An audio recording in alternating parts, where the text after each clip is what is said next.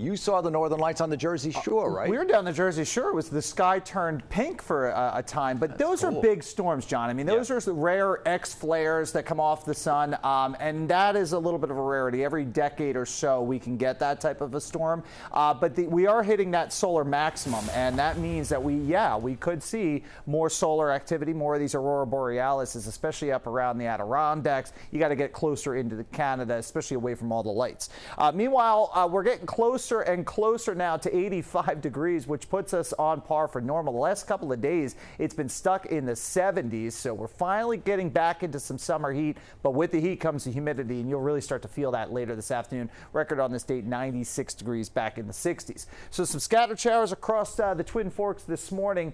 We do have a cold front out west, so as this starts to move eastbound, we are going to start to pick up the possibility of storms. I think the best likelihood for a severe gusty thunderstorm will be our northern and western suburbs, but daytime highs today getting well into the 80s, pushing 90, especially as you get away from the city. Jersey Shore numbers into the 80s. You'll get into some sunshine later this afternoon. However, as you go towards our northern and western suburbs, you may have to pull the kids out of the pool a little early, especially around 2 o'clock. Sullivan, Pike, Ulster, Dutchess County, you're under a level 2 out of 5 from the Storm Prediction Center. That's essentially advertising these storms this afternoon could test severe weather limits. That's damaging winds, maybe an isolated tornado up into central New York, as there is going to be a vigorous cold front that sweeps through there.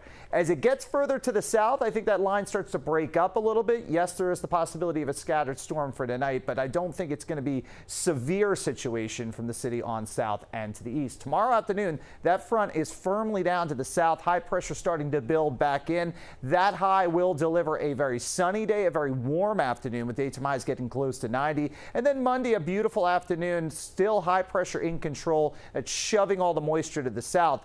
By Tuesday, though, warm front slides back across the region. We bring in the humidity. It's going to feel hot across the region. Real feels could get closer and closer to 100 degrees for Tuesday afternoon. So that's really kind of the sultry afternoon for your next 7 days before Wednesday. Another front sweeps through here. That'll break the humidity, but will not break the heat. In fact, we'll continue with heat as we go into the latter half of next weekend. And if we're going ahead and looking towards 4th of July, right now all signs pointing to sunny skies and temperatures that should be into the 80s and will be into the 80s. So not a bad looking 7-day forecast. Just got to get through the storms today. Beautiful for the Pride Parade on Sunday. And again, if you have big plans, I know John Muller's got some big plans for 4th of July.